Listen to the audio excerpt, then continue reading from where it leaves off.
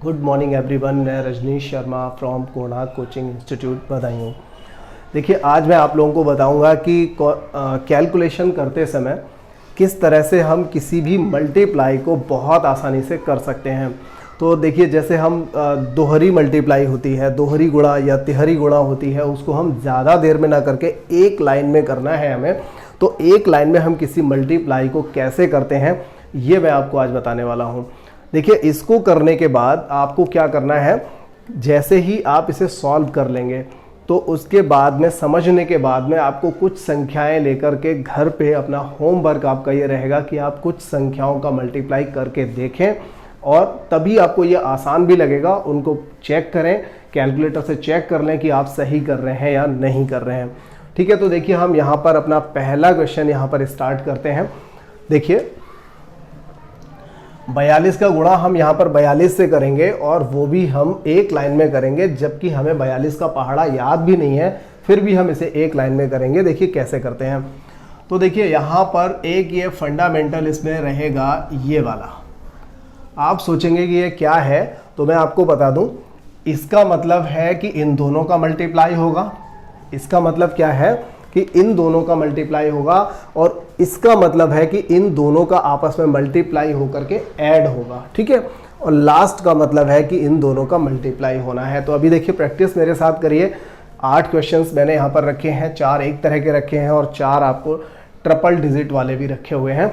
इनको आप समझ लीजिए। तो देखिए क्या करना है, 2 दूनी 4, पहला काम निपट गया है। अब इसके बाद हमें क्या करना है, क्रॉस करना है, मतलब 4 दूनी 8, 4 दूनी 8। ध्यान रहे, 4 दूनी 8, 4 दूनी 8, दोनों 8 को जोड़ करके हम क्या लिखेंगे, 16।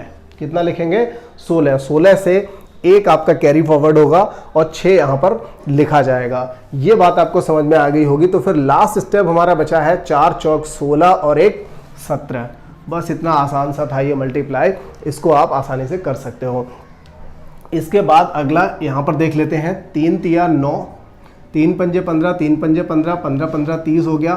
30 का 0 हासिल का 3 आ जाएगा और लास्ट करेंगे 5 पंजे 25 और 3 28। तो देखिए कितना आसान तरीके से आपने इस सवाल को कर लिया है।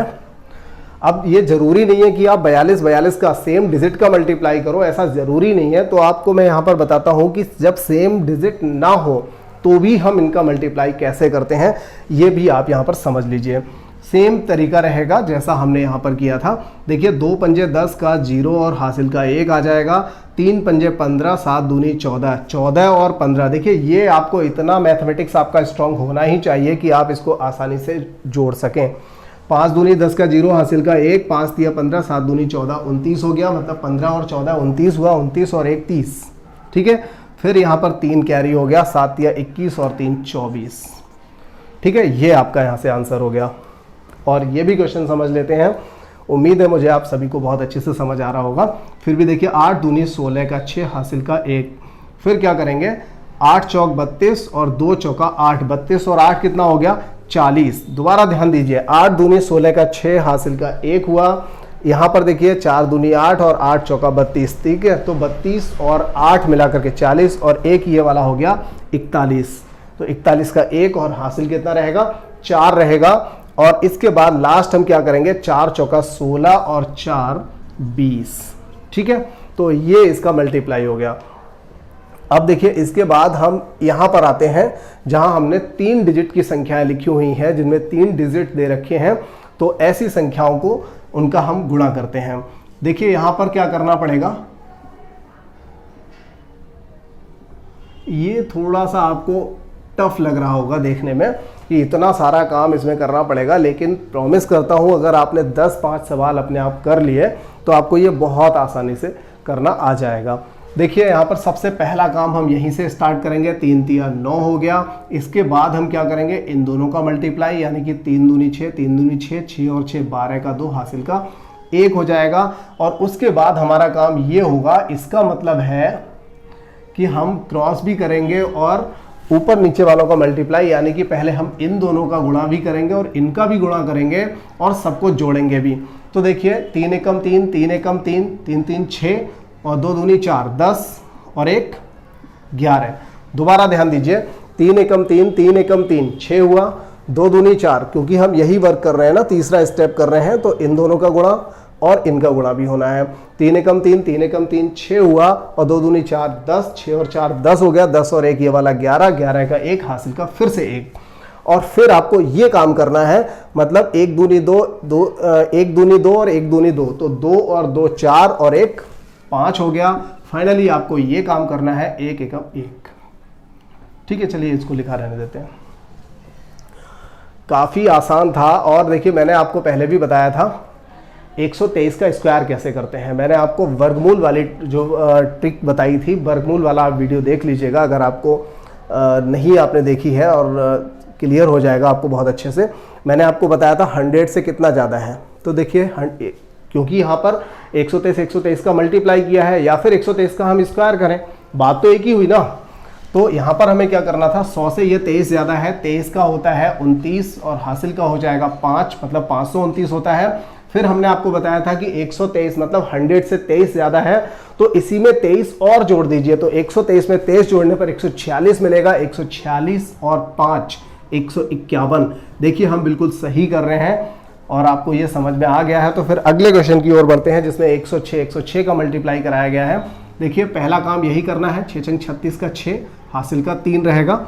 इसके बाद अगला काम हमें करना है 6 0 इनका मल्टीप्लाई, लेकिन 6 और 0 का मल्टीप्लाई करेंगे तो 0 हो जाएगा, तो इस तरह से कुछ नहीं बचेगा। लेकिन ये वाला 3 तो हमें यहाँ पर लिखना ही पड़ेगा। अब इसके बाद हमें ये वाला काम करना है, तो 6 एकम 6, 6 एकम 6, 6 6 12 हो गया, और इनका मल्टीप्लाई तो 0 रहेगा, तो 6 एकम 6, 6 एकम 6। ये वाला जो 12 है वो 12 हम यहाँ पर 12 का 2 लिखेंगे, हासिल का 1 लिखेंगे। और इसके बाद देखिए जब हम इन दोनों का मल्टीप्लाई करेंगे तो वो भी 0 हो जाएगा। इनका मल्टीप्लाई जब करेंगे, ये वाला स्टेप करेंगे, तो देखिए 0 हो जाएगा, तो 0 के साथ में 1 जोड़ करके हम यहाँ पे लिख सकते हैं। फिर हमारा 1 एकम 1 यहाँ पर ये आ जाएगा। ठीक है, तो ये प्रैक्टिस आपको करनी है। जब तक प्रैक्टिस नहीं करेंगे तब तक ये टफ लगेगा, आपको लगेगा पता नहीं सर ने क्या पढ़ा दिया है ये। तो जब तक आप प्रैक्टिस नहीं करेंगे थोड़ा सा आपको दिक्कत रहेगी। अगला हम क्वेश्चन कर लेते हैं यहाँ पर 4 दूनी 8। ठीक है, 4 दूनी 8 हो गया। इसके बाद देखिए 5 चौका 20, 5 दूनी 10, 20 10 हो गया आपका 30, 30 का 0, हासिल का 3। ठीक है, इसके बाद हम क्या काम करेंगे, 4 चौक 16, 2 दूनी 4 यानी कि 20, और 5 पंजे 25, ये हो गया 45, 45 और 3 हुआ 48, हासिल का हो गया 4।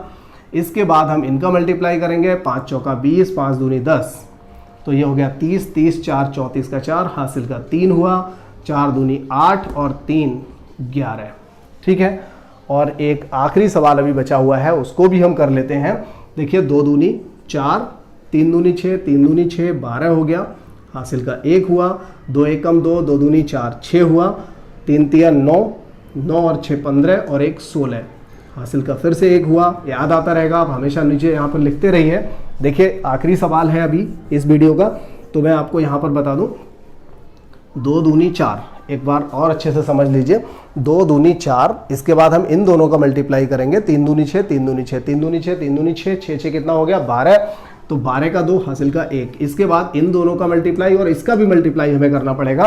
तो देखिए 2 दूनी 4, 2 एकम 2, 4 और 2 6, 3 तिया 9, 9 और 6 15, 15 और 1 ये वाला हो गया आपका 16, हासिल का हुआ यहाँ पर 1। ठीक है, इसके बाद 3 एकम 3 और 3 दूनी 6, इनका मल्टीप्लाई करना है, ये वाला स्टेप हम कर रहे हैं। 3 एकम 3 और 3 दूनी 6, ये हो गया 9 और 1 10, और लास्ट में 1 बचा हुआ है, 2 एकम 2 और 1 3। ठीक है, तो देखिए यहाँ पर क्या था, ये आपको मैंने बताया कि हम किसी भी संख्या का मल्टीप्लाई कैसे करते हैं जो 2 या 3 डिजिट की संख्याएं दी होती हैं। अगर आपको ये अच्छे से समझ में आ गया है तो आप इसकी प्रैक्टिस करिए और भी अच्छे से समझ में आ जाएगा, आपको बिल्कुल दिक्कत नहीं होगी, आप किसी भी कैलकुलेशन को मल्टीप्लाई उसकी जो होगी आसानी से कर पाओगे।